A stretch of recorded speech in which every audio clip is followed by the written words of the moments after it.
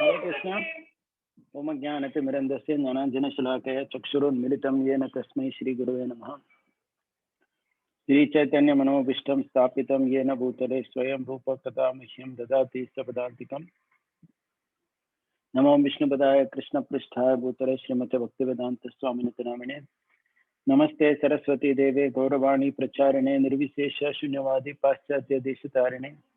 वाञ्छाकल्पतरुभ्यश्च कृपा सिन्धुभ्य एव च पतितानां पावनेभ्यो वैष्णवेभ्यो नमो नमः। जय श्री कृष्ण चैतन्य प्रभु नित्यानंद श्री अद्वैत गदाधर श्रीवासदि गौरभक्त वृंद। हरे कृष्णा कृष्णा कृष्णा हरे हरे, हरे Ram Ram Ram Hare Hare. Hare Krishna. So happy to be back after a long time. Just once, could someone say on chat whether I am audible? Roji, you are very much audible. Yeah, thank you. Okay, so we have been doing this very interesting course on laws of living. So around 4 sessions are done. So just for myself, actually, I'm doing this more than anyone else because I like to, whatever I hear, I like to just recap, think about it. That kind of solidifies the understanding and ensures that we carry the most critical components of that topic with us. So that's the purpose really why I'm doing this. So we are done with 4 sessions. So the whole idea in this particular course that we're doing is that Bhagavad Gita is so much based on observational reality. That means Bhagavad Gita is talking about things that you can perceive around yourself in this world. Okay, it's not just talking about something that is beyond your perception. It talks about that as well. Like, for example, it talks about Krishna in the spiritual world, how in the spiritual world there is no fire, electricity. Those concepts are there in the Gita, certainly. But the beauty of the Gita is it is not only that. It is simultaneously talking about what you see and experience around yourself and what you need to understand that is beyond your senses, right? About adokshaja and so on, so that which is beyond our sensory capacity. So in this course, we were basically focusing on things that are observatory, so which you can see and observe and actually learn a lot in terms of implementing in our life. So, okay, so without wasting much time, I'll directly go into it. So till now, we have done about 4 principles. So I'll go one by one. Obviously, we have discussed many of these concepts in the past. So I'm not going to, say something that I've already stated before. Primarily, I'll be talking about things that are, like a lifetime learning for us, or, something that is very important we need to take with us, what I call as a practical application. Okay, so going into it right away, the first principle we discussed was duality, which we have discussed several times, which of course Krishna discusses repeatedly in the Gita. Okay, so Krishna is not only discussing that in 2.14, where he says that, like tolerate the happiness and distress, like the appearance and disappearance of summer and winter seasons, but he also speaks about sukha dukkha repeatedly. You see 2.38, he says sukha dukkha samay kritva labha labha jaya jayo. If you see in 2.5758, he talks about yes sarvatra nabhisneha tattat prapya shubha shubham nabhinandati nadveshti tasya prajna pratishtita. So, this particular theme of shubha shubha, jay ajay, or victory defeat, he repeatedly speaks. And why does he speak that? He speaks that because that's a very core nature of the world which we can observe around ourselves. So there is no one or nobody who will always keep succeeding or always keep failing. Okay, so life is always going to be a mixture of this sukha, dukkha, jay, or defeat, and so on. Victory, defeat, so on and so forth. So. And interestingly, I mean, Prabhuji made a very interesting point when he was teaching us. He said that interestingly, in the entire Gita, Krishna doesn't give assurance to Arjuna about victory. He does that once. But if you see contextually where Krishna does it, Krishna speaks that in the 11th chapter of Bhagavad Gita, where he tells him that other than 5 Pandavas, everybody on both sides will be defeated, will be killed. So that's more like part of the universal form where Krishna is showcasing the time aspect, right? So there is past, present, future. So in future, that is seen that other than the 5 Pandavas, everybody is dead. In fact, if you read that particular section, it doesn't even seem like a great victory for the Pandavas, as in because everybody means even their children, their all other relatives, everyone is going to die. So that's what Krishna is showcasing in the universal form, right? But other than that, if you see, he doesn't guarantee Arjuna victory as such. He only tells him that whatever comes, you will have to accept it. Which is a very, very important lesson for everybody. And the first thing that lesson we learned is neither our success should be celebrated too much, nor we need to suffer our distress more than it deserves. Okay, so there is a period for everything, and then we just go on with life. In fact, if somebody is unable to come out of their distress for too long a time, then their only option is basically suicide, which isn't really a great option. So once we were discussing this recently, maybe just a couple weeks back, there was one of our god sisters who ended her life. So she, she's not in Pune, some other city. So she had lost her husband some years ago, and she just couldn't come out of it, right? She couldn't come out of that particular situation. So she ended up ending her life itself. So basically, that's what happens when, so if there is a distress out of which one cannot come out only, then one becomes dysfunctional, right? One becomes completely dysfunctional in the world. Okay, so this is a very important thing that we need to keep in our mind in terms of the application of this. And he was also emphasizing a lot on the point that we need to teach this to our children, as in, this is again a very important application that he was always talking about, that our children need to learn this, about the fact that every time in life we will not get it our way, because especially in the days of where there's hardly 1 or 2 children at home, if children always have their way, they think that life is all about success or getting things done in a way that I want, but that's not the reality of life. So this is also a very important application. So it was very much against this whole thing in schools, etc., where nowadays, if you see, most students don't fail. Even in colleges, you will not believe that in my college, for example, we have an academic gradation system where literally everybody gets a first class. Okay, everybody gets first class. Really?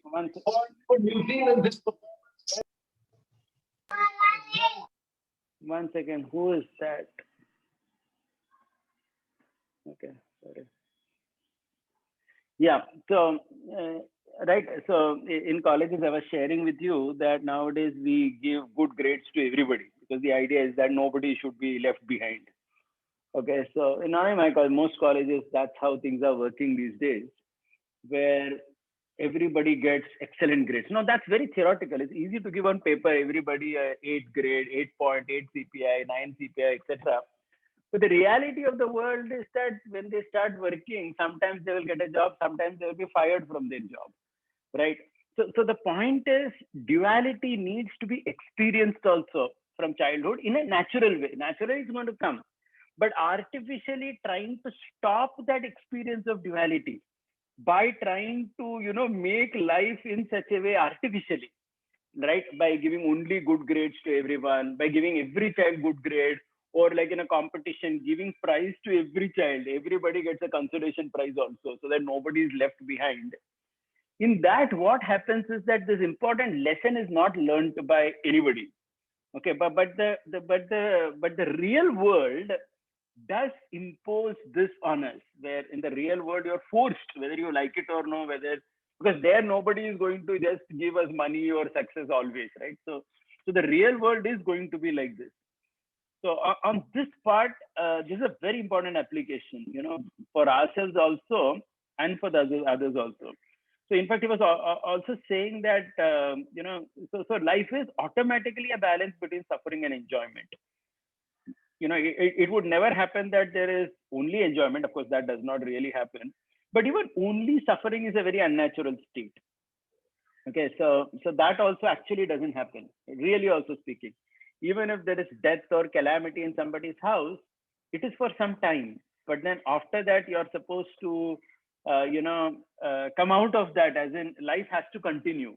So you cannot go into the suicide mode or thinking that my life is completely finished. So this particular thing is the kind of experience that we were talking in terms of duality. He was also mentioning briefly that entertainment sports are basically to bridge the gap of duality, where, right? So even previously there was entertainment, right? The idea of drama is not new. It was always there. People would put up dramas, or people would go for wrestling matches and all that. We see in Mahabharata, or Krishna book also, we will see that there's a wrestling match and all spectators have come in the ground and they're cheering for their respective wrestler or so on. Purpose of this is to bridge the actually is to bridge the gap of this duality. But then he was saying, unfortunately today there is so much stress for these entertainment people and these sports people that causes a different sense of duality. I hope you understood the point here. So it's like irony, actually, that something that is supposed to relieve you of stress causes stress to people. Okay, but anyway, that being said, this was the first theme that we discussed. I don't want to speak much on this one, but the remaining ones we would give a little bit more time. The second principle we discussed, of course, was diversity, which again we have discussed in our classes several times before. But here there was a lot of new perspective in terms of the application. So one thing from the Bhagavad Gita, he was basically quoting the 6th chapter and 10th chapter of Bhagavad Gita, where Krishna does discuss a lot about diversity. If you see in 10th chapter of Bhagavad Gita, Krishna says that he's a source of everything. He says that whatever you see in this world is, whatever beautiful and opulent creations are there, spring from my splendor, Krishna says. And Krishna basically says that, see my opulences of varied, divine, multicolored forms. Correct? So basically, right. So in this way, actually, I'm having trouble because of this. I think, yeah. Suddenly somebody comes and, they are unmute. So, yeah. So diversity. So I was saying that Krishna talks about it in the 6th chapter and 10th chapter of Gita, where he does talk about the entire creation in a very diverse manner. Okay. And there are several applications of this. I'll directly go to the application. We all understand what the concept of diversity is. But he gave 2-3 very important applications. Application number 1, which he focused a lot, is on taking multiple perspectives. Okay, so he was giving this brilliant example of the Pandavas and Kauravas. If you see the Mahabharata, you will see that the 100 Kauravas who were there rarely disagreed with Duryodhana. Nobody disagreed, actually. There was only 1 or 2 occasions where Vikarna, he went against the opinion of Duryodhana. Like once in the gambling match, and maybe in so that's about it, actually. That was the only time Vikarna stood up and said something against what Duryodhana was doing. Otherwise, if you look at Dushasan and all the other 98 brothers, most of whose names we don't even know, they were all in 100% agreement with Duryodhana. So there was so much of uniformity. But if you see very carefully, he was saying that this is very, very unnatural. And this is, in fact, like a monster, or like this president of North Korea who's controlling all the people. And everybody in North Korea has only one opinion. He said, this is actually not natural. Because the fact of life is that there is a diverse opinion in people. Like in India, if you see, whether we like it or not, one thing about India, even in joke, we say that in India, there is a lot of democracy, right? I mean, people can say what they want to. I mean, look at all these farmers, they're sitting for months and, anything they will say, which may even seem sometimes ridiculous, but their opinion also comes in the news and everybody has to hear what they're saying and so on. Okay. So the point is, but this artificial uniformity is created by people who like to control others. Okay, so he was saying that we should be very cautious. We don't do that in our family, in our society, in our temples, in our country, at a larger thing. So he was giving the example of the Pandavas. If you see the Pandavas, there are so many places where they are arguing with each other in the Mahabharata on several issues, and serious argument with Draupadi also. But you will never see the Kauravas arguing with each other. I thought that was a very interesting point. You never see. So externally, it seems as if they're more united actually. Because other than Vikarna in that one incident, there is no incident in the Mahabharata where the Kauravas, the 100 brothers, are arguing with each other or with Duryodhana, saying that is this the right thing to do?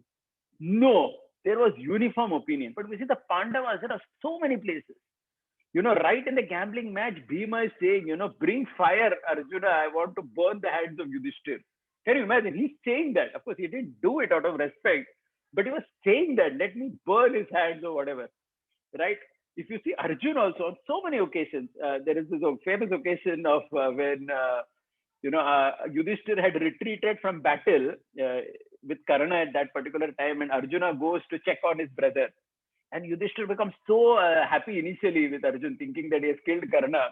But later, when he comes to know that he has not killed Karna, he becomes so angry. He tells him, just throw your Gandiva. It's a useless thing that you're carrying. And he also becomes angry, Arjun. He says, I have to kill you because I have promised anybody who tells me to put the Gandiva down, I will kill him. So, and even Draupadi, if you see on so many occasions in the exile, during the exile, she is blasting the Pandavas. She's shouting at Krishna also that what is the use of so many husbands, this, that, nobody protected me. And this is not right what has happened to me. I will not tie my hair. If you see in this way, there are enough examples to show that there were just 5 of them, but they did have different perspectives to situations. It was not that they were always thinking, and this is not once or twice.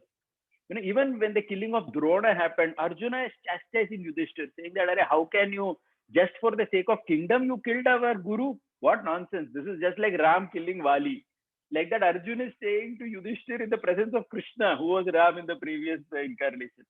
Okay.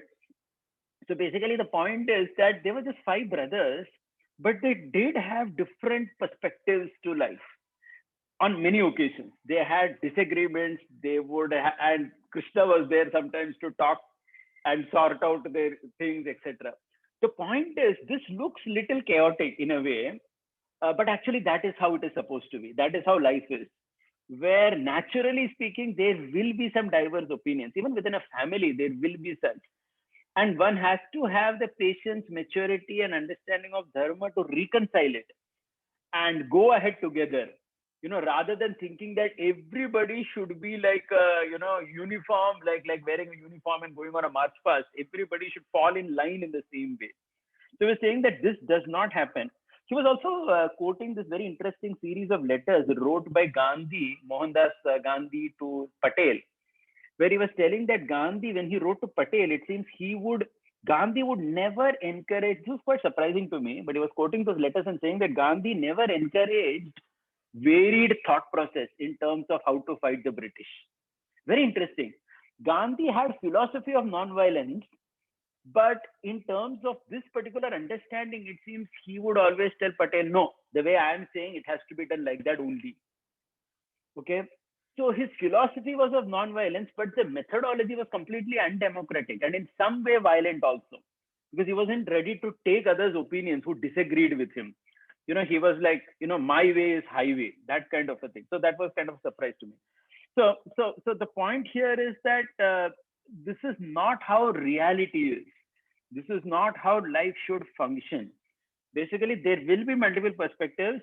People would have to be heard, and you have to take people along rather than thinking about this thing. This is one perspective of diversity that he gave. Another interesting perspective of diversity he gave was how every action and consequence also, if you see, even behind every action, there is diverse reasoning for that action. For example, suppose somebody is telling a lie. Even simple act, it may seem that 10 people told lies, if you say. You may say that all 10 spoke a lie, but the reason behind why they spoke a lie would be completely different and diverse. Correct? Somebody may have spoken lie out of shamelessness. Somebody may have spoken lie to protect someone else. Right? So somebody may have spoken lie because that was the most practical thing to do in that situation. So if you see even that one act of saying lie, the reason behind that is very diverse. And that is why he was saying that as scriptures give a lot of importance to not just the action, but the intention behind that, why you did, and considering the consequence of it. I mean, consequence was considered important. Like we know the story of Vasudeva lying to Kamsa. He lied for a good consequence. He wanted to protect Devaki and all that. So the point is, in this particular way, he was saying that this whole thing in today's world, like, I mean, yesterday also we know in the news how in Pakistan that one man, one Sri Lankan national, there was this poster of one Taliban guy or whatever, which had a verse of Quran, which was stuck outside the factory, which was half torn. He just removed it and put it in the dustbin. And because that poster had some verse of Quran, he was beaten up and burned to death. Right. So you're saying that the Western world, it focuses so much on this whole idea of one faith, one habit. They want to centralize and make everything uniform. So he was saying that's why even education and all that, which is currently, for example, like, we have all these things like centralized systems of CBSE, school, board, etc. We like these things in modern world, a lot of standardization of things. But he was telling that if you see dharmic institutions, whether it is Gurukul or whatever, they always accommodated diversity, by not overly centralizing such things. Because every town, every village, every set of children are different, and how they would learn or what they should do would always be extremely fine-tuned and not so centrally controlled. Like in our Chanakya Niti and other understanding, also the same thing comes up. So basically, these principles that he spoke of, it if you think about it very deeply, it has connections in so many places actually. He was also giving interesting examples on diversity, how diversity also means that sometimes you will succeed in life and sometimes you will fail in life. That is also diversity. It's not that you will always succeed. And he was telling that, interestingly, he was telling that in cities like Bombay, there are many doctors, it seems, who do not take a hopeless case to do surgery because they feel that this case is hopeless. Hopeless means the fellow will die if I try something. So I'll better not take it. Otherwise, there will be a blemish on my record. Okay, the doctor feels that I have done 100 surgeries, all 100 are successful. So if I take such a case which is slightly hopeless and this fellow dies, it will be a blot on my career or on my whatever resume. But he was saying, so this is the decision that a fellow comes up with without understanding that unless you try, even if that 1% chance is there for that patient to recover, how will he recover? If a good doctor is not ready to try, thinking that he doesn't want to spoil his statistic, he doesn't want to spoil his record on paper. So he was saying that this principle of diversity is so important to be really understood. Even with our children, like, so even with the children, like even we are trying to give devotional service to your children, we will all see this, that every child would like to take to Krishna consciousness in a slightly different way. Everybody would be attracted to some aspect of it, or a particular thing. So we cannot expect too much uniformity. So in a younger age, maybe there can be uniformity, but as time progresses, as people grow up, even with children, we will see this. I mean, those of us who have two children, we know this for a fact, that two children have completely different set of likings, even in terms of how they want to perform devotional service. Somebody likes kirtan, somebody likes philosophy. So that's how they are, right? So it will never happen that everybody has to do everything like it. So this whole this principle of diversity, which is such an important universal law, needs to be really appreciated by all of us, needs to be implemented in our own social circles, family circles, and so on. So this was the second, topic of discussion that we had. Okay, so the third one that we had was about karma. Okay, so again, karma, if you carefully see, Krishna talks about. Yeah, I'll take questions. I will take questions at the end. Is that okay, or? No, not question. No, not question. If you are sharing your screen, it's not visible to me at least. Oh, sorry. Okay. Is it now visible? I think it is. I just changed the setting. Not, not yet. It just says click to exit presentation. Okay.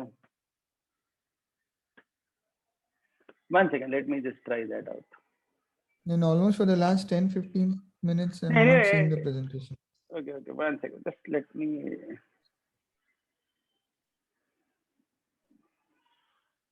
Yeah, now we see you full screen. Okay. Yes, yes, Is yes, that yes. okay? Yeah. Yeah, Anyway, thank I you. mean, actually, the slide I made mainly for myself. It was not that significant. But anyway, yeah. So I think I've got it now on the screen. Sorry for that. Okay. The third topic that we discussed in this theme of, practical topics of Gita was karma. And again, he offered several very interesting perspectives on it. Of course, karma is discussed in the Gita several times, chapter 1, chapter 5, chapter 3. So many places, the karma is being discussed. But he was emphasizing a lot on this point that karma is a very action centric as far as Gita is concerned and not regret centric. I'll tell you why this point is being made. Because generally, most of the time, devotees and even people who are outside of Sanatana Dharma have accused us of being very pessimistic because of this karma principle. Because we bring the past life, they say that, hey, what is this? You guys are talking about past life and how everybody is influenced by their past and so on. So they make it as if it's something that promotes a lot of pessimistic, negative thought and so on. And sometimes it seems that they're right in doing that because even we subconsciously do it. We feel that, oh, this is my karma. We always talk about it only when we are in difficulty, or, as if it is some big boja or big trouble, that is on our head. So, we talk about it like that. But so first thing he made is, this difference between our Bhagavad Gita understanding and that of Abrahamic and Buddhistic. Okay, so we know this, but still I'll make this point here because there is something that's very important to be understood here. That because this will come in our next topic of Kala also, which I will talk after this karma point. That as we know in the Christian theology, in the Abrahamic theology, as far as karma is concerned, in every way, it all depends on just this one life, right? And that individual in that one life. There is no past. And even in terms of karma of God also, from their perspective, God is very actively involved in the creation, in the Christian thought process, right? If you see the Buddhistic thought process, again, it's completely opposite, where everything you have to do, at least in terms of your liberation, etc. And there is almost no God also, right? But if you see Sanatana Dharma, whether it is God or whether it is the living entity, the idea that the karma principle is very much different. In terms of God, our Bhagavad Gita, if you see Bhagavad Gita 9.4, or if you see in the Bhagavatam, there is one verse in the second canto, very interesting verse, second canto, chapter 10, where it basically says that that particular verse in the Bhagavatam says that the Supreme Lord is actually not even involved in the acts of creation of this universe. Whenever our scripture says so, they only say because just to emphasize that the modes of material nature are not independent. Okay. To elaborate this point, Bhagavad Gita and our Sanatana Dharma talks about this world by and large in an auto mode. It's functioning in an auto mode kind of. It's not really needing the constant interference of a creator. So Govind Prabhu gave a very nice example. He was saying, just like I'm driving a car, by and large, I can manage my car.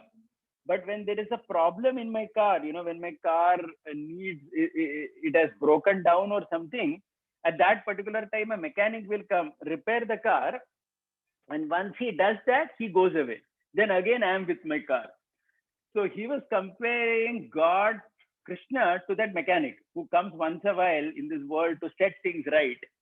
And once he does that, he goes away. And by and large, this world runs in an auto mode, where the living entities manage the affairs of this universe. And according to the laws of the universe, things are functioning. Okay, so this perspective of karma, of God also, he said is completely different from that of the Christian as well as the Buddhistic thing. Buddhistic thing, there is no God only doing anything. And in the Christian thing, he's too actively involved. Okay, whereas in our situation, no, it's on an autopilot mode. The world is going. Okay, that is about the karma of the Supreme Lord. Okay, as far as karma of the living entity is concerned, again the same principle. See, because the same thought process comes everywhere. That's what I realized. If you carefully think about it now, I'm just 1 second, slightly moving to a different place because we are just lost electricity here. Sitting in darkness. Okay, so he was mentioning this particular point also, that even various statements which are made in English language, sometimes they have a very strong Christian flavor to it. Like he was saying that this famous statement that is there, as you sow, so shall you reap. We all use this in the context of karma, but he was saying this is a biblical saying which has this perspective that if you surrender to Jesus, if that is what you have sown, then you will lay to rest. And on the day of resurrection, God will come awaken you and take you back. You will reap that eternal fruit. Okay, so he was saying that it's in that context that statement is made. Though, of course, we use it in the context of karma also. We use that same statement, as you sow, so shall you reap. But he was just making this particular point because in their theology, this whole thing is not there only, that our past action, etc. Okay, so he was making this important distinction between Sanatana Dharma and the Western, the Abrahamic and the Buddhistic thought processes in terms of karma of the Jiva and karma of God also. Okay, so in karma also, Jiva also same thing. In Buddhistic, it's completely his endeavor. In the Christian theology, it's completely the God's mercy. He's active too much in wanting to give liberation. You just accept him and he gives you. Whereas in ours, again, it's a combination of both. So this way, he was talking about it. And another very interesting point he said about trying to, this is a personal application, that we need to distinguish between our disposition and our habits. So he was saying that habits are formed, bad habits, good habits, whatever, but disposition is there. As in disposition is never going to go away. So he was giving some nice examples. He was saying, for example, being slow is a disposition. Somebody is slow by nature. But that doesn't mean that they are lazy. Being lazy is a bad habit. Somebody is lazy and just always lying down, we say, not. So laziness becomes a bad habit, but being slow is a disposition. Being aggressive, he said, is a disposition, but being violent is a bad habit. Okay. Similarly, he said being a connoisseur of food, that means liking to eat food. He said it's a disposition. Somebody is like that. He likes to eat nice things or whatever. But overeating is a bad habit. So just because a person likes to eat nice food stuff, that doesn't mean that he's atyahari and he's a guy who is very much greedy in terms of his food, etc. So he made this distinction between disposition and habits. Basically, and the important application is here that each of us should know what is our disposition and what are our habits, and learn to make a distinction between them. Like I gave these 3-4 examples. So the disposition part would never go away. Okay, say somebody is soft-spoken. Being soft-spoken is a disposition that's never going to go away. Somebody, on the other hand, is generally aggressive in the way he behaves, etc.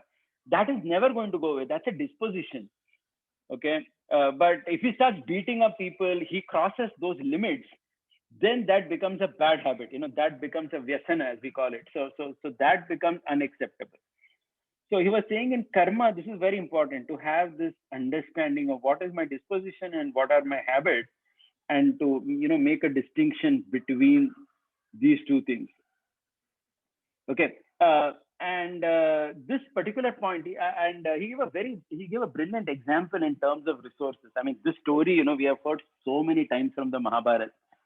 This also illustrated that sometimes we so much emphasize on one point, but another point actually goes completely in the background. we lose it completely. So this is a famous story of Arjuna going to Krishna and asking that you should help me in the war, right? So that time Duryodhana also comes, and we know that famous story where there is Krishna on one hand and Narayani Sena on another hand. And Krishna is telling Arjun that you have the first choice. You can either pick me, I will not fight, or you can take the Sena. And we know that Arjun says, I will take you, Krishna, only. Correct? And we generally quote this to say that we have to be interested in Krishna and not Krishna's energy and all that, right? That's how we give the interpretation of this whole story, that we should be interested in God and not God's energy for exploitation and so on. But he was telling the second part of the story, which is from Mahabharata, where it seems after Duryodhana is gone, Krishna is asking Arjun, why did you choose me? Why didn't you choose the army? Wouldn't that have made common sense to choose the army, because you would need resources to fight? Huh? So Arjun says something interesting. Arjun at that point, he says that in the last 12 years, I have already collected all the resources, because I was I worshipped Lord Shiva, I went to the heavens. We have collected a lot of weapons and everything. So in terms of resources, I'm not in any shortage. All I need is your grace and blessings with me. That's why I asked for you. As far as resource is concerned, I have already fulfilled it. So he was telling that if you look at that whole story completely, what you basically understand is the ideal, the spirit of Arjun, where, that collection of that resources, being very active in terms of, trying to do things to achieve victory in the battle. It was something that he had already done since 12 years. Because the Pandavas, again, if you go back and see the Pandavas in the 12 years in the forest, they were collecting all kinds of resources, not only resources to fight weapons. Even Yudhishthira at one point of time, he learns the art of gambling from one sage. How to gamble nicely, because he was thinking that in future, suppose if they call me for another gambling match, I shouldn't lose again. So the point is, in this way, karma is very action centric, where you're not. So this whole idea is that we need not make a conflict between God and God's energy, as if either you have to always choose only God or God's energy. Because sometimes I felt that we tell the story of Arjuna choosing between Krishna and Narayani Sena as if there is a competition.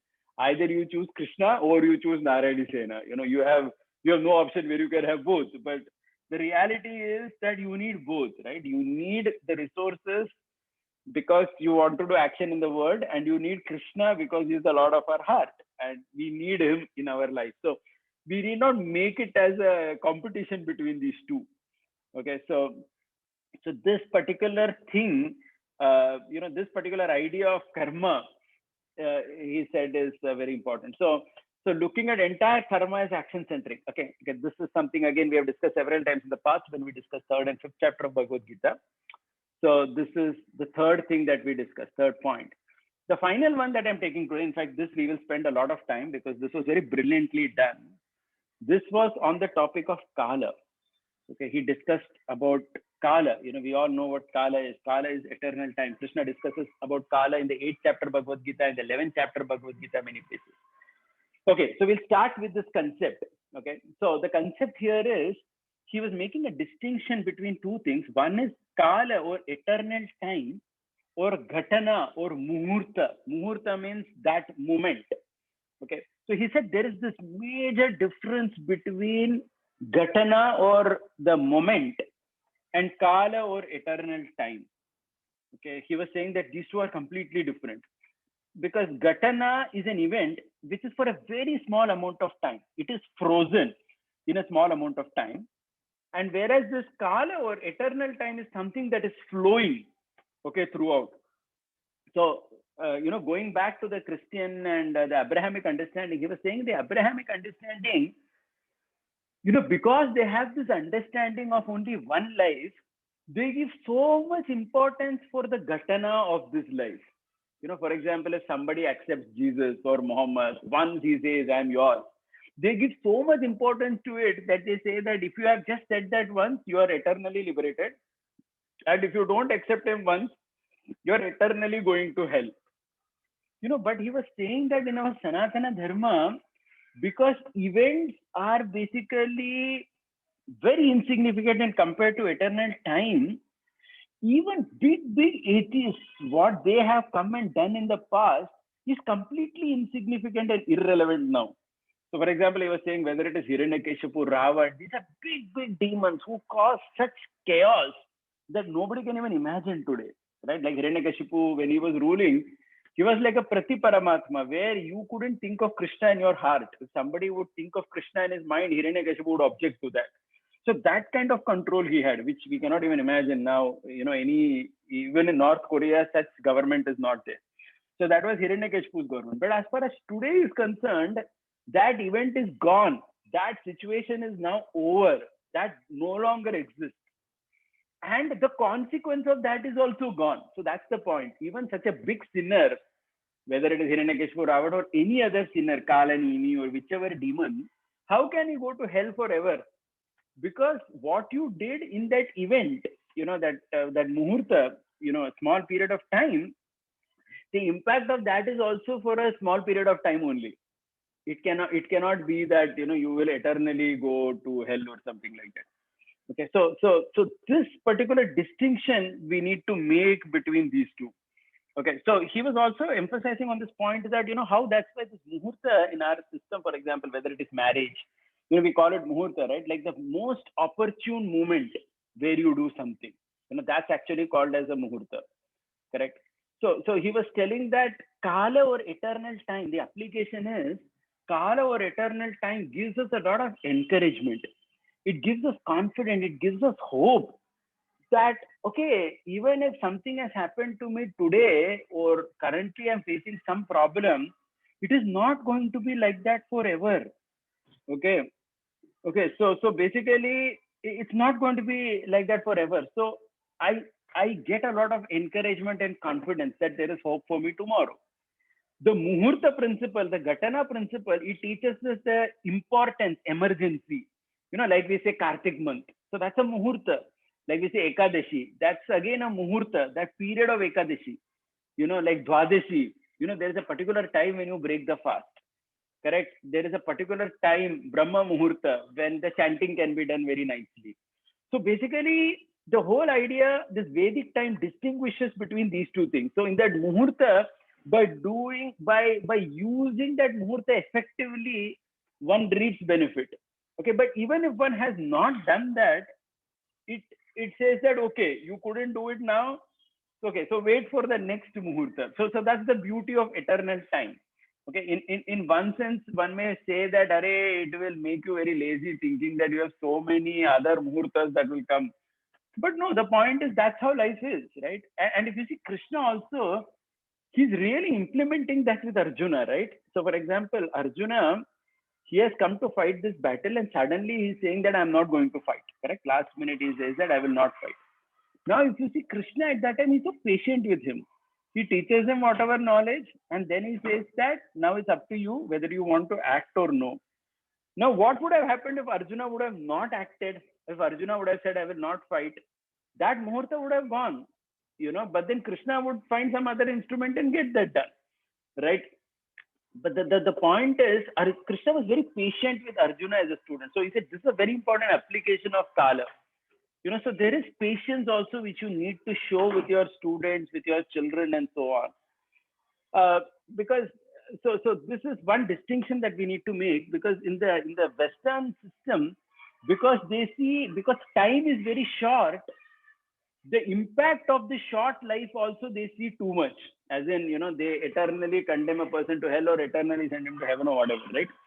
But in our Vedic system, because Kala is permanent, so it's not that if somebody has done a mistake, it is to be taken so seriously that you condemn him so much. Okay, so this is how all what you see around in the world also comes from this thought process only, correct? So in our system, because we have this thought process, that is how we implement also with people, right? So nobody is eternally damned or anything in our system, because we understand that no, okay, currently he may have done something wrong, but then he has a future. He can, in the next muhurta, he can come up, certainly.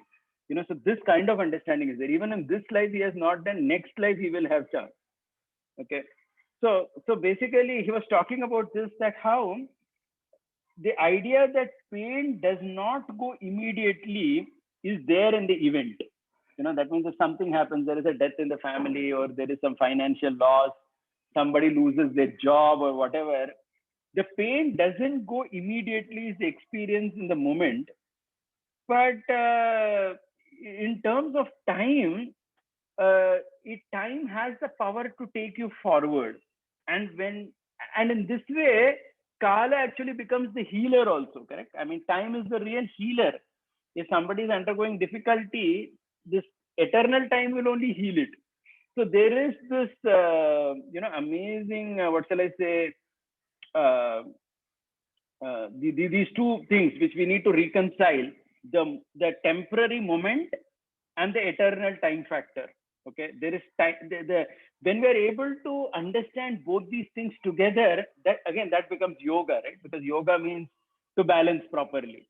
Okay, to understand the importance of muhurta, at the same time not be too bogged down that okay, I did a mistake, something happened. Okay, if it has happened, it has happened. Now see how to go ahead now, right? So let's look at the future. Don't think too much in terms of what has already happened. If you missed a muhurta, so this principle also teaches us how. He was also talking in terms of just like if you see Indian independence, on August 15, 1947, at that muhurta, those people who were there at that time, who experienced that freedom at midnight, they had a particular experience. Today on 15th August, we have a completely different experience. It's more like a national celebration. We just come together. We are not experiencing the same thing because that moment is gone. That moment is gone. That experience is also gone. Correct. So it's not the same solid experience that is there. I think he spoke that in the context of recently there was a debate. Somebody said that we didn't achieve great freedom at that time. We achieved freedom only recently from the Congress party or whatever. I think it was a political comment made by someone recently. He was speaking in that context. So in some sense, why that can be seen as right is because some event that has happened long back, it doesn't really have any relevance in your life now, because you were not even there at that time. You never experienced what the British was. You never experienced what all this Nehru, Gandhi, Patel were at that particular time. Correct. So we are experiencing current set of problems or challenges. Okay. So this whole thing about time which is there, about this particular Kala, this reconciliation between these two, and again looking at it and comparing it with the Western thought process where they are so freezed in terms of their time, it gives a completely different perspective in terms of whatever is happening. Okay. Let me just see if I want to say anything else which I felt was very significant.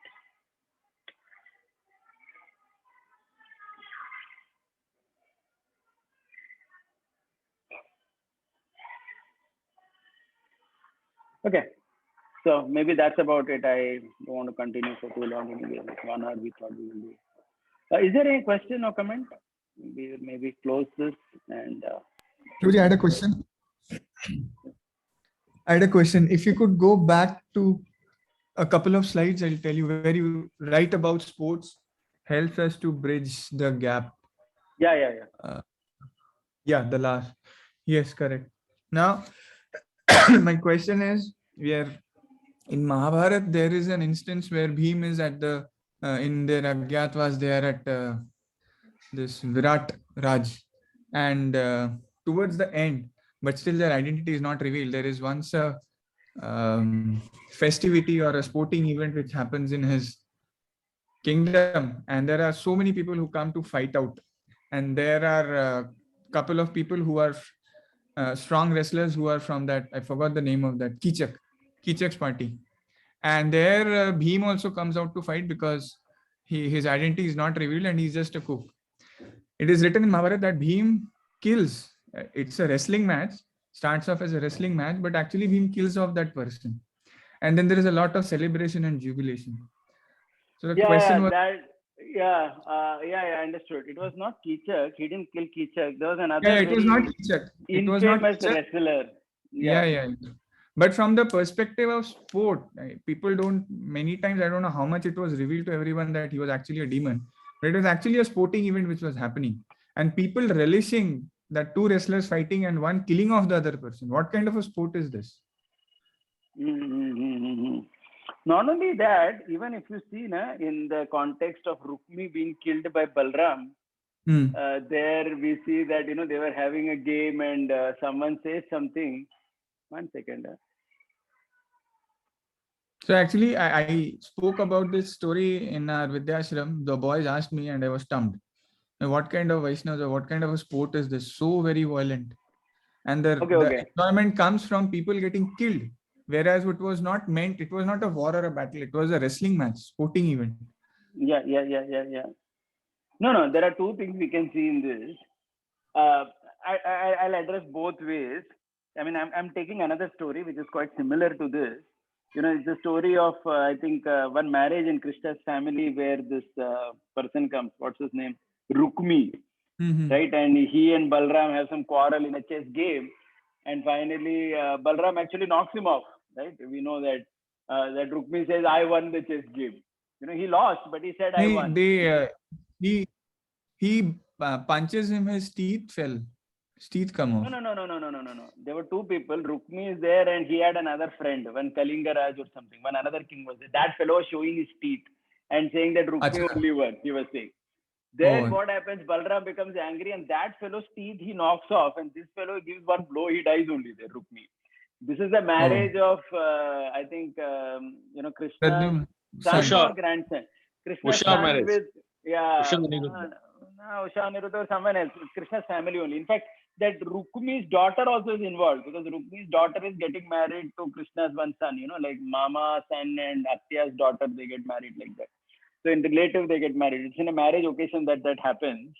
That happens. And Prabhupada writes over there that in many of these Kshatriya marriages, such sports would happen and somebody would die also and the marriage would continue. It would not get cancelled or something. Okay, so see, one thing about, this sounds a little harsh here, but one thing, is that neither life nor death was taken so seriously. As in, it was like, fine, there was a death that has happened, but we are going to continue with, whatever is going on. It's not taken so seriously that, the whole thing is cancelled or it becomes such a major point of contention between parties. That's one thing.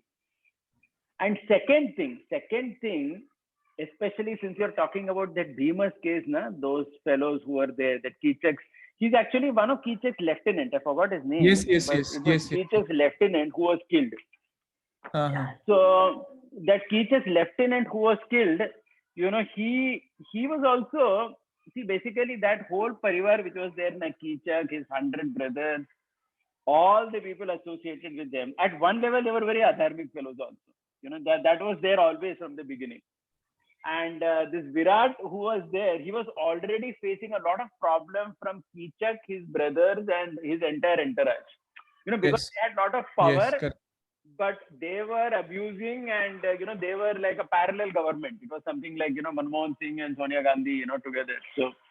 So one fellow was ruling, but another fellow was actually pulling the strings from behind. Okay, so that particular killing, so that's why we'll also have to look at it like that. Because even if you go back to that wrestling match that Krishna Balram had with Chanur, Mushtik and all the other wrestlers, there were many other wrestlers actually. All of them were killed, if you carefully see. It was a wrestling match. So certainly it is not that every wrestling match would have been like that. But these kind of stories are there because there is something else also that is cooking in the background. See, we know only one part of it, that he came and, knocked him off like that. But no, these people certainly were adharmic forces, which is very clear in the story. I mean, we are not making it up. It is there in the story that Kichak and his entire army was trouble to Virat. And actually the Pandavas did a favor by knocking them off completely. It was not just because Kichak troubled Draupadi. It was not just a personal thing. Kichak was a threat to that Virat himself. Sitting there, he had no business. He's the brother of Virat's wife, but he's sitting there here and controlling the government. So we have to look at the other perspective also. And this other thing is also there, that in games, once a while these things happen and that cannot be taken too seriously. I mean, you can tell the boys, even in modern games, there are games like car racing, right? there was that. I mean, people die, na, in car racing. I mean, there was that very famous. No, people die because of their actions. Someone doesn't come and Yeah. kill them. That kind of a sport is not there. And Yeah, when we try to present Sanatan Dharma is values life and it's so sensitive, and then they suddenly see these kinds of sports where killing and the statement which you made, death and life, life and death need not be taken very seriously. I think that's a very dangerous statement to make. From one hand, you say Vaishnavas or Sanatan Dharma, or followers, they value life very much and very sensitive. On the other hand, since it's statement like they don't really matter. So treating not matter in the sense that see, just imagine Rukmi's daughter's marriage is scheduled with Krishna's son or something. Either it is Krishna's grandson getting married to Rukmi's granddaughter or son getting married to daughter. One of these two. Okay, and in that, what happens is Rukmi dies. Correct. Now, if you carefully look at that story, now he is the father or grandfather of the girl party, and he's lying dead over there. But the marriage continues. It doesn't stop. It's in that context that I said what I said, because you see that in many other cases also. One second, you see that in many other cases also, where Kshatriyas come together and there is one bride for which, and there is a fighting, and their purpose is that there is a fighting, and in that fighting some people lose their life also, and whoever is victorious takes the bride and goes away. It looks very ghastly if you see in one way, but in another way, that is what Kshatriya Dharma was all about. They would have these matches once a while where, because for them match also means the real thing, right? Because at the end of the day, their kula, their jati is basically fighting at the borders of their country with other people, and death is going to be experienced there. So these kind of battles were also there, which were like semi-friendly battle or whatever. But battle is a battle, whether it is in sport or semi-battle or whatever, and people would lose their life. But the point is, just because somebody lost their life, these systems weren't abolished. In that sense, they said that death is not taken seriously. That means it was not that they decided, okay, henceforth we'll not have these Swayamvars only. Unnecessarily, there is maramari and all this. So better let us have a very non-violent way of getting married. No, so the thing is, that was also not there, because there was a purpose in these kind of marriages, right? The chivalry would come out. The Kshatriyas had to show that spirit, that valor, and so on. Otherwise, that never comes out. That is not seen. No, in the case of marriage, it's still okay that if the child, if the boy or the girl, they are so qualified to make a decision. No. The boys fight. The kings fight and they kill each other. In that context, I'm saying. I mean, it looks very ghastly. Two princesses coming there fighting. Like Bhishma went to kidnap Ambika, Ambalika, and all that, right? So many kings fought. It's still justifiable because they see some higher purpose. They see the value in them getting married. But in killing in sports, coming together and just extending the wrestling match to a battle. I agreed. No. So that then you'll have to see it in the context of the adharma of the character. No? You cannot see it just like that. So is it that all such instances where Pandavas have killed someone, I mean, there is some element of adharma, practice of adharma on the part of the person? Of course, 100%. And Pandavas didn't kill too many people, by the way. There is only one story that you can pull out, where in that wrestling match, Bhima killed that fellow. In that story, in the Mahabharata. No, and the idea is in Pandava's case, they are so exalted, even one matters a lot. It's not that we keep. Yeah, but then we know the background of that fellow, na? We know the background. That's what I said. That's what. Yeah. So it will always be adharmic background. Yeah, certainly. You will have to look at the adharmic background of that fellow. How that cannot be separated from the story. Okay. Correct. Huh? So that cannot be separated from the story. We cannot separate that. Yeah. No, that's okay. Then it's okay. I mean, he was very conscious about the adharmic background. Not that they could. It was just it was a festival kind of a thing, a tournament kind of a thing, and there were many people who were involved. So he would pick and choose the ones who are adharmic, and if there is a fight, he'll finish them off. Just using that opportunity. Yeah. Fine. Thank you. Any other comment? Anyone else? Any other comment? We have some time. Hare Krishna. Yeah, Haribol. Haribol. Prabhuji, regarding this, the death of the Rukmi. Yeah. Prabhuji, how come there is a contamination? If somebody is killed, then how can the marriage take place? If someone dies in the family. No, no, actually, generally for all these things, there would be some, what shall I say? See, we don't even, yeah, I got what you're saying. See, some details are not exactly always known. See, the marriage happened, we know that much. But we may not know, for example, whether there Rosie, was some, yeah. I'll tell two examples from my real life where this what do you call that, the period of sorrow or untouchability is not. There were two instances while I was kid. One family got a girl was going to get married. On the day of the marriage, the mother got uh, burned down completely and she died, but the marriage had to go on. And second was again, one of my friends was going to get married, and a week before that his sister died. But still these two marriages went off. Now whether it's a boy side or girl side, that's a matter of detail, but for all practical purposes the marriage could not be put off because of these reasons. So something Prabhuji, Hare similar is Krishna, seen. may I say something on this? Yeah. Yeah, Prabhuji, Yeah. recently my bua's, son was getting married, and the bride's mother passed away. This was just 2 years back only. And also in Garud Puran, it is said that if something happens such like that, then even a person is should do all the rituals within the 13 hours or within 13 minutes also. So those 13 days are actually shortened to 13 hours if there is a time of 13 hours, or if there is not even a time of 13, then at least we can do by 13 minutes. If not even by 13 minutes, then we can do it by 13 or seconds also.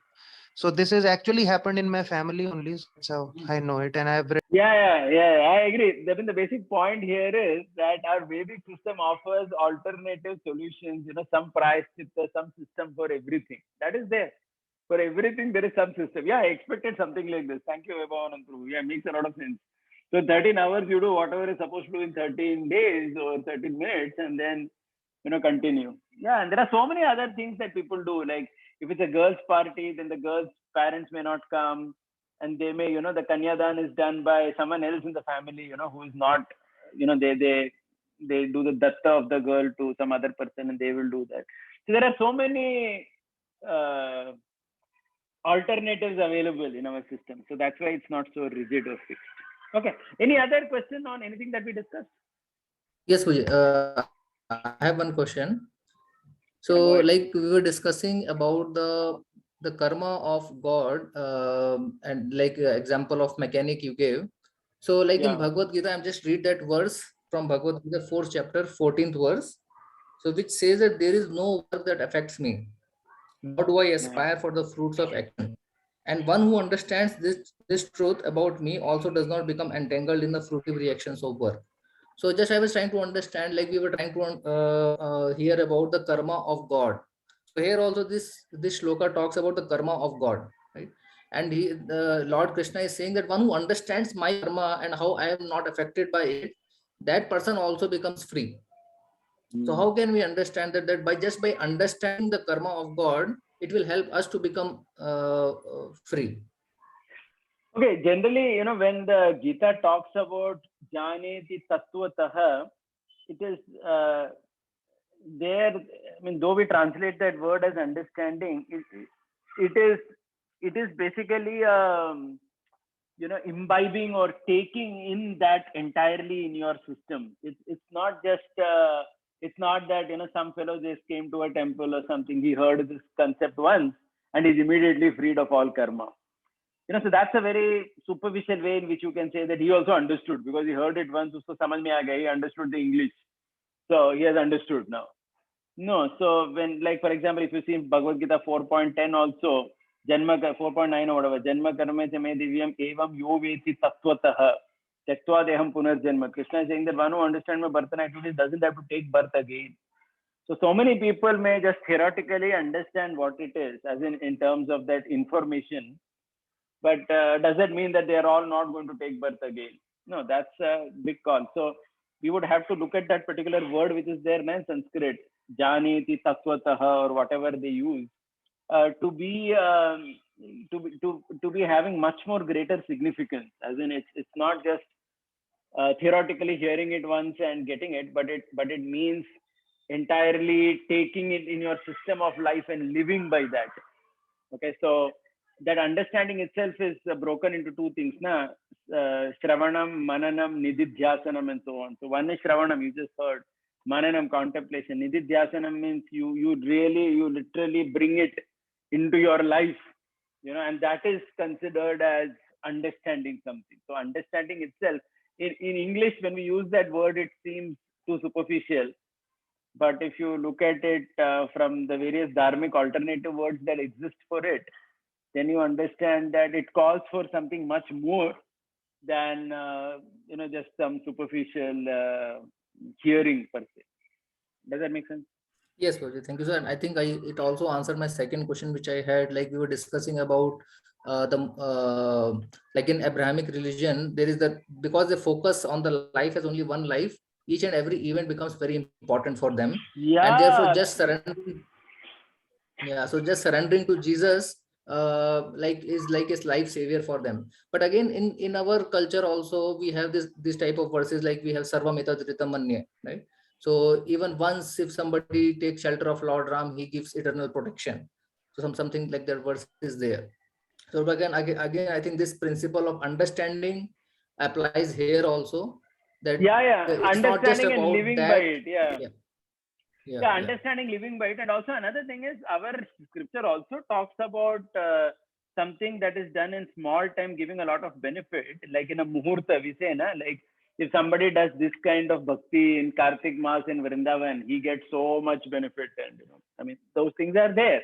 So in that ghatna, there is a lot of thing invested. So there is a phenomenal opportunity at that time for you to reap. But the Abrahamic thing, we were mainly talking in the context of, their so much emphasis on a sinner being sent to hell forever. It's not, we don't have so much of the problem on the other side. Of course, it works both ways. But because we have this idea of heaven, hell, and also Swarga, Naraka, and spiritual world. But for them, it is only Swarga, Naraka. Okay, so somebody good they send to Swarga forever, but somebody bad sending them to hell forever, that part is much more objectionable. Because even if someone has done something wrong, how can that person be, how can you take that event so seriously that is sent forever to hell? We have a problem more with the second part. See, giving good benefit to someone is not so problematic. But giving such a result of eternal hell for one life mistake, and that also according to them, even if you were a nice gentleman, but you didn't accept their Jesus, Muhammad, or whatever, even if you were a good man in the world, you will go to hell forever. So because they take that particular period of life so seriously, as in that whatever, linear small amount of life is there, so what you do or you don't do, that has a eternal consequence on their life. In our case, it doesn't have. Even when we get liberated, there is still progress that is happening. If you look at it like that, our liberation is not so stagnant. It's not that when, like, we see the story of Gopakumar, he goes to the spiritual world, even there he's progressing, he's doing things, this, that. Right? Like we say, the bhakti of Radharani and all the gopis, that is also constantly increasing. It is not stagnant, mind you. So basically, even in liberation, there is an activity that keeps taking you ahead in Krishna consciousness or spirituality. It's never frozen per se. Okay, but these people, it is not like that. For them, there is nothing like that. It is not that once you go to Swarga, you're again things are happening. No, it's a very binary driven logic.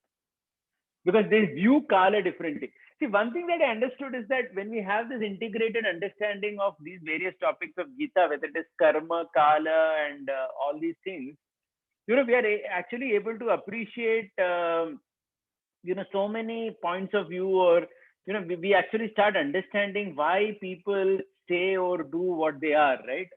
Like why these Abrahamic fellows, they take certain things, why they make certain kind of statements in certain contexts, why we make certain kind of statements in some context. We understand that much better. It all, that means everything gets connected, correct? Everything gets connected. Our spiritual life, our way of governing, so on and so forth, everything. Yeah. Anyone else with any other comment? Guruji, I had a question. Yeah, Hare Krishna.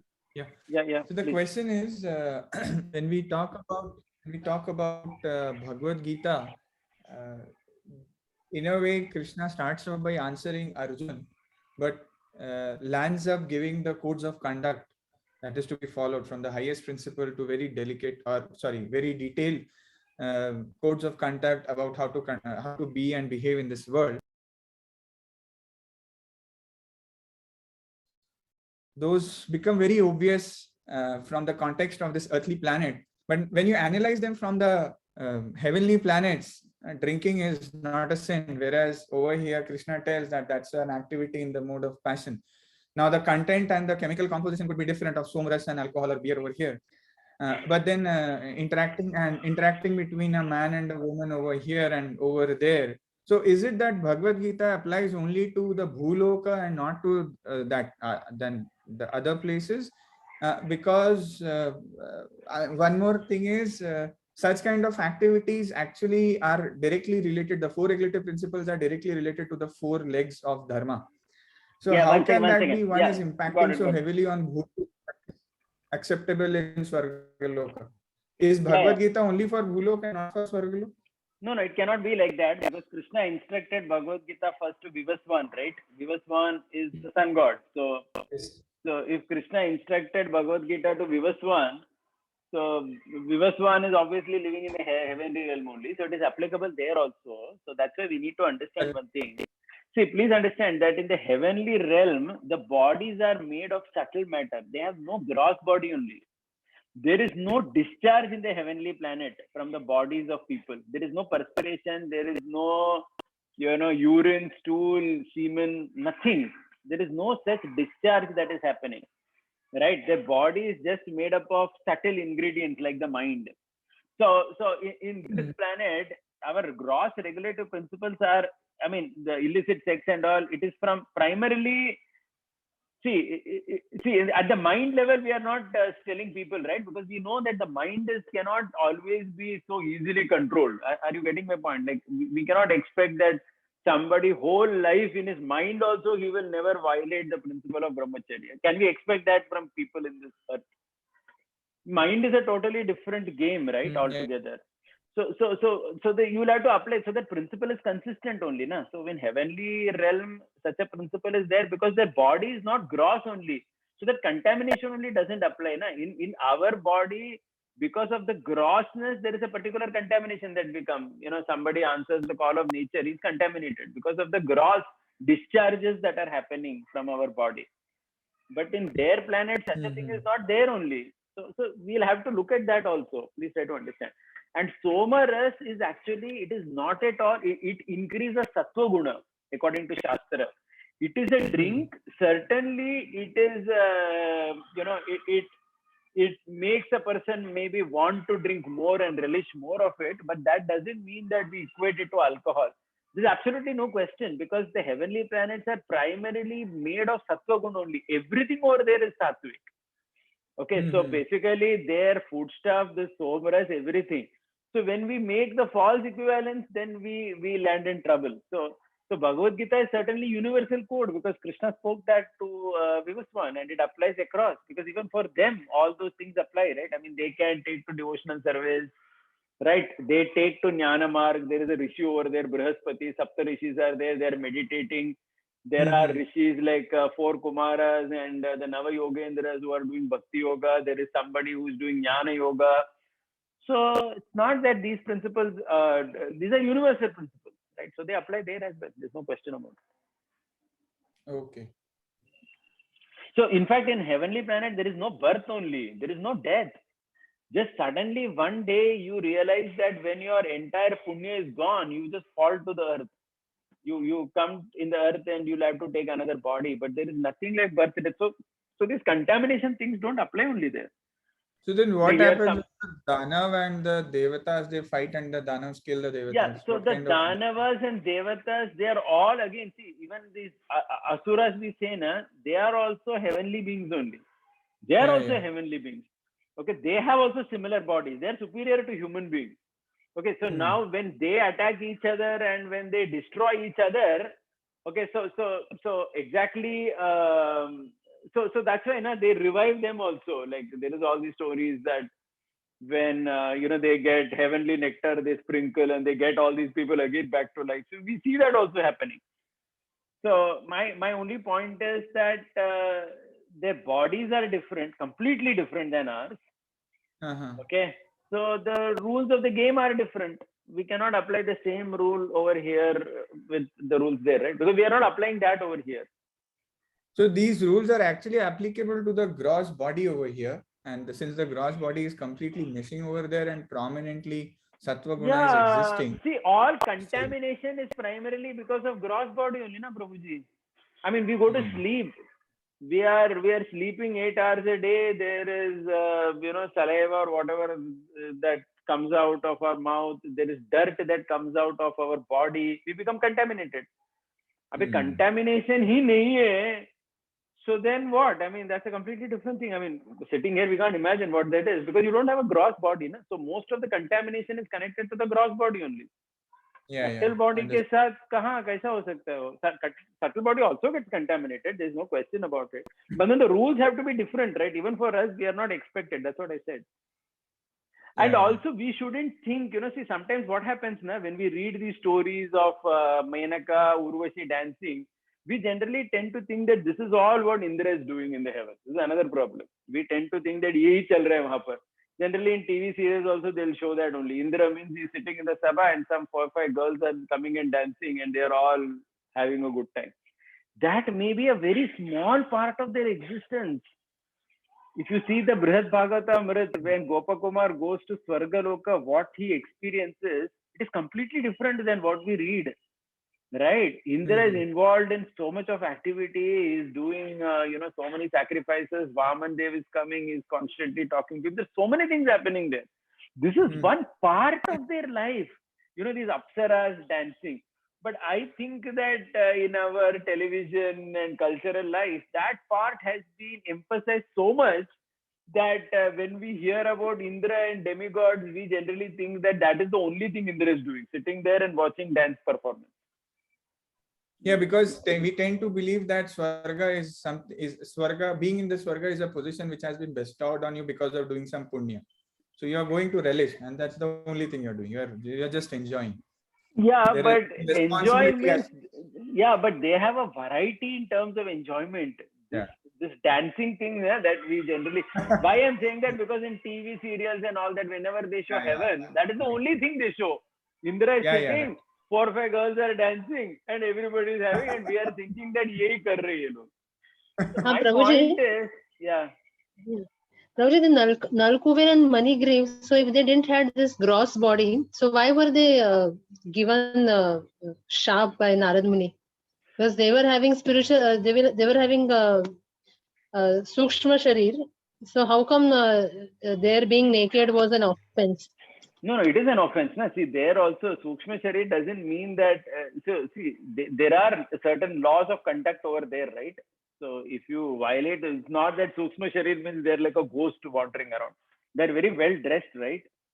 So to not be like that, and that also not care for the fact that a sage is walking and this and that, you're just continuing in your enjoyment. You have crossed certain boundaries there. So that's what happened with Nalakuvir Manigriv, right? So it's not, so correct. We are not giving an absolute sanction to everything that every devata does. So obviously they also do mistakes, and when they do mistakes, they're punished also, right? Even when Indra does a mistake, he's punished. Correct? Indra, so many times Indra does a mistake, he's punished. But we shouldn't think, my point is, we shouldn't think that's the only thing they're doing. Because that's the the image that comes in our mind when we talk about devatas. We think they're only having a ball of a time, and that also with women always. And we feel हमारे ऊपर no illicit sex का rule बताया इसको हमने. Then we feel that अरे ऐसा कैसे ये लोग तो मजा मार रहे हैं वहाँ पर. So that understanding is little problematic. That's all. That was the only question. Thank you, Prabhuji. Prabhuji, I have something to ask. Yeah, go ahead. Yeah, okay. So one thing is that when we talk about humility, Prabhuji, so Bhima's humility is difficult to accept from Vedic literatures, or at least the descriptions from Mahabharata. It may not be in terms of he wishes to have just like Prabhupada says that, humility is not being, enamored by the praise, or not, willing to have being praised by others, or satisfaction of being praised by others. But at least there is a, humble behavior in general also, which is quite, evident with the behavior. One can understand that a person is humble. If we see the or read the life of Bhima, then killing in wrestling, or getting being short tempered, seems to be the characteristic of Bhimsen. So how to understand, like Maharaj says that he's actually Pranadapi Sunichana. So how to get it?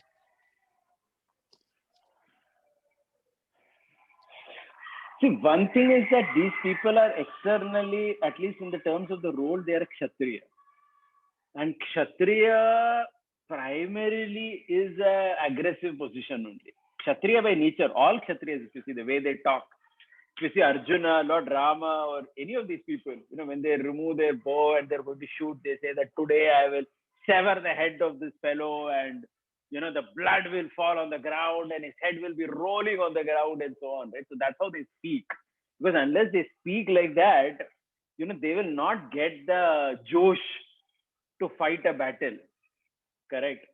I would say that so we cannot expect, we have a very idealistic picture. Humility means, we have Haridas Thakur, and we generally have saints in our mind who are externally also extremely withdrawn, sober in their activities and so on. And we are trying to impose that on these people in the Mahabharata. So obviously that will not work. Correct. So basically, we would have to distinguish between their internal state and their external state. Correct. The external state is dictated by their role in the world, which, if it is aggressive, it will always have to be like that. You can't expect that you will go in front of Bhima in the battlefield or wherever he is ruling and expect him to be very soft and mild. People will take him for a ride at that time. You cannot do that. He will necessarily have to be very forceful and strong. Okay. So all we can But understand don't you that, think that aggression is a function of pride, or Prabhuji, for sorry example, to interrupt. Haribol. no, but one second. Huh? But a Haribol. Kshatriya will have to have aggression, na? Otherwise, how will he function? His role demands that. Okay, so the Hare devotional Krishna. quality, yeah. Haribol. Haribol. Yeah, Haribol, you're audible.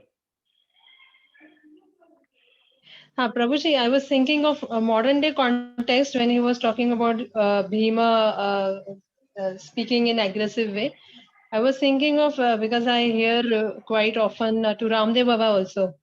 So when I hear him, I see that when he talks about the modern day, the exploiting doctors, left and right, when he talks about, he shows that Kshatriya nature. He speaks in that kind of manner. But again, when he speaks about humility and all, that is also very nice. Means somewhere he has to show that kind of we may feel that pride, but that pride is mixed with the that is not a wrong kind of pride, that I am the doer. He always says that the Lord is a doer, but at the same time I mean, you understand? Yeah, I understood. Means Yeah, I to understood the point. for some reasons he has to show his prowess. Yeah. Externally, they will have to show that. So I Otherwise, it doesn't immediately this function. example came to my mind. Yeah. So we'll have to see these Yeah, devotional qualities, as part of their heart. We cannot always expect that they will be exhibiting that publicly, or it will be seen that in their external behavior. So you cannot even judge just from the external behavior a person's internal state of life. So yeah, so that's how it is. So thank you, Prabhuji, for that. Yeah. Just another thing that Govind, with Yeah. the life of Govind Prabhu, we, I hear him also, I admire him also. I've learned a lot from him, but seems like he has not found shelter within, within the saints or the teachers of ISKCON. whenever Govind Prabhu presents something, that has more influence from some some other sampradayas. For example, recently a great person passed away, K.S. Narayanacharya, I think. And from his life, he has taken a lot of, positive things and he has presented as, and it, it's very beautiful. But when we hear about this, point of being, married to one's own sampradaya or being devoted to one's own sampradaya and to one's own spiritual master, how do you see or how do you, react to such, explanations? Yeah, I got it. Maybe this is the last thing I'll take. I'll try to answer briefly because I have this class that I need to attend. But anyway, I'll try to answer briefly since you asked this. See, first of all, there is, this whole concept of loyalty. We think it in an extremely narrow way.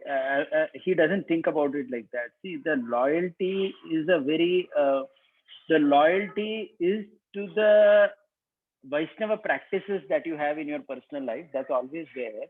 Like we chant our 16 rounds and, we read Srimad Bhagavatam, we worship the deity, we go to holy places. That every devotee has to do, right? Whether you're brahmachari or grihastha, whether you're in ISKCON, outside ISKCON, whatever, as long as you want to be a Vaishnava, you'll have to practice that. So that loyalty, that is the loyalty. But we have also unfortunately sometimes defined loyalty in a very strict manner where we feel that, even if a person learns something from someone who is not exactly in our school, that means that he is not perfectly loyal. This kind of understanding has come in our system, which is technically not correct if you see. Why should it be like that? It was never like that, I want to tell you, first of all. It was never like that in the Vedic system of learning. I mean, just go beyond our current society of ISKCON or just go beyond all this. But it was never like this. That loyalty meant, only your own guru you will keep hearing all your life. You will not hear anybody. It was never like that. I mean, if you look at historical data also, like you see Advaita Acharya, I'm just taking some random example. Advaita Acharya met Madhavendra Puri 2 or 3 times. 2-3 times he met Madhavendra Puri. You think he never learned anything from somebody else also? How many times these people met their gurus? You think about it in ancient times. Just go 100, 200 years back in India. 3-4 times they would meet their guru. Sampradaya. Huh? Yeah. To a particular sampradaya, there is a devotion. May not be a person, but to a sampradaya, there is a devotion. No. That sampradaya concept also, if you carefully see, that's what I'm saying. I'm giving an example of Advaita Acharya. Right? Advaita Acharya met his guru Madhavendra Puri couple of times. That's about it. There is no record. He lived 100 years. You think he didn't meet so many saints and people and learned from them? How does that happen? See, the sampradaya gives you your inner value core in terms of what you want to believe in, right? In terms of your connection to God, the mantra that is given to you and so on. Correct? That is not going to change. But this whole idea that I should not learn from anyone, how can that happen? I mean, once you have critically understood things, you can learn from anybody and connect it, right? That's what, I mean, that's what intelligence is supposed to be, right? Where you have accepted the core aspects of your sampradaya, which is the core practice of yours. But besides that, learning doesn't stop, and that's the Vedic system, by the way. It doesn't stop. So this whole idea that it has to be restricted only to that, it was never there like that, honestly. It doesn't just work like that.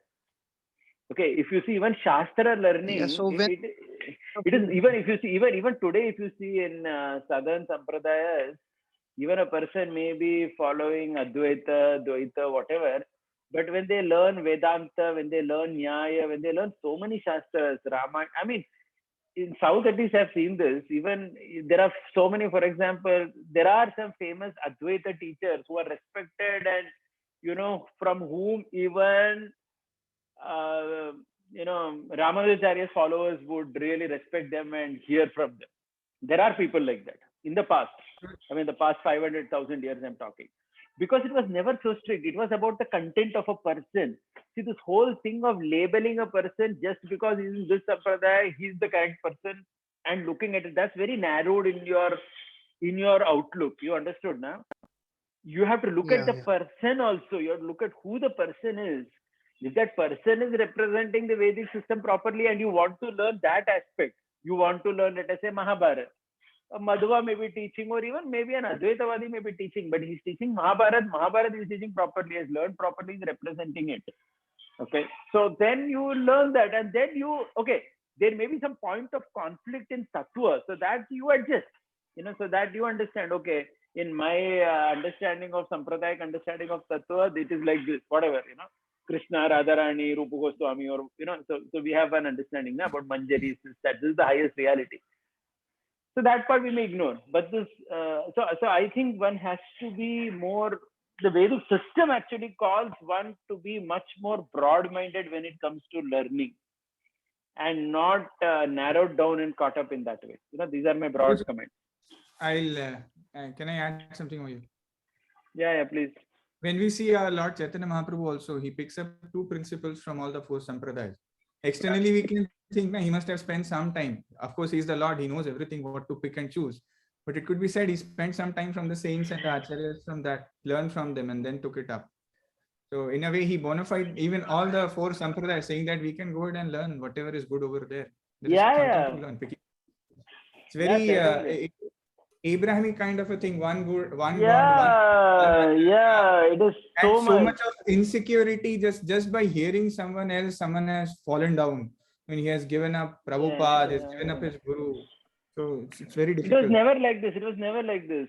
So much, and the idea that you only keep hearing, this, putting a circle so strong. Has everything. Prabhupada's book have everything. What is the need to read anything else? Yeah.